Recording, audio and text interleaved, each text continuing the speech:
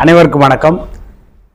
இன்னைக்கு ஜூன் 25 உலக தோல் நிறமி இழத்தல் நாள். நீங்கள் பெரும்பாலான ஒரு சில நபர்களை பார்த்துருப்பீங்க.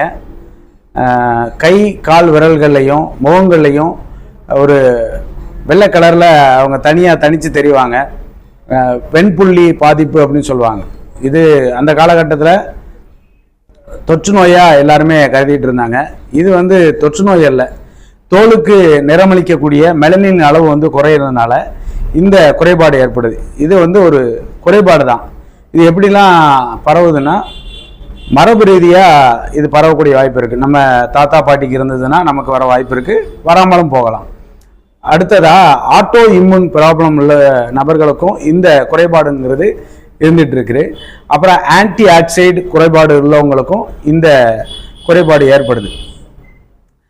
இந்த குறைபாடுனால அவங்க முகத்தோட்டத்தில் வெள்ளை வெள்ளையாக இருக்கிறதுனால எல்லாரும் ஒதுக்கக்கூடிய வாய்ப்பு இருக்குது. இந்த வெண்புள்ளி அப்படிங்கிற விட்டிலிகோ நோய் குறைபாடுங்கிறது தரக்கூடிய பாதிப்பை விட நாம் சமூகமாக சேர்ந்து புறக்கணிக்கிறோம் இல்லையா, அந்த மனிதர்களை இவங்க வித்தியாசமாக இருக்கிறாங்க அப்படின்னு நம்ம அதை ஒதுக்கி வைக்கிறதுனால ஏற்படக்கூடிய பாதிப்பு தான் அதிகமாக இருக்குது.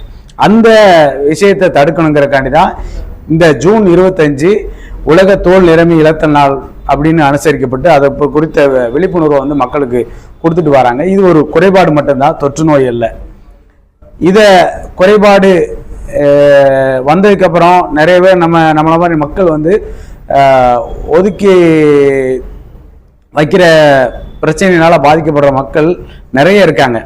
உலக அளவில் இந்த குறைபாடுனால பாதிக்கப்படுறவங்க 1% இருந்தாலும் அவங்களும் ஒதுக்கப்படக்கூடாது அப்படிங்கிறதுனால இந்த நாளை கொண்டாடுறோம். இதற்கு உதாரணமாக ஒரு பின்னி ஹார்லோ அப்படிங்கிற அமெரிக்க மாடல், அவங்க சின்ன வயசுல இவங்களுக்கு இந்த குறைபாடு ஏற்பட்டிருக்கு. ஆனால் அவங்க இந்த குறைபாடை மறைக்க விரும்பாமல் அப்படியே தன் இயல்பை வெளியே காட்டி மாடல் உலகில் 100 நபர்களில் ஒரு நபராக அவங்க இன்னும் ஒரு சிறப்பை வாங்கியிருக்கிறாங்க. அவங்களுடைய தன்னம்பிக்கையை இதே மாதிரி இருக்கிற எல்லா மக்களும் கேட்டு அதன் மூலியமாக நீங்களும் தன்னம்பிக்கையோடு ஒரு பெரிய முயற்சி எடுத்து வெற்றி பெறுவீங்க நம்புகிறேன். நன்றி.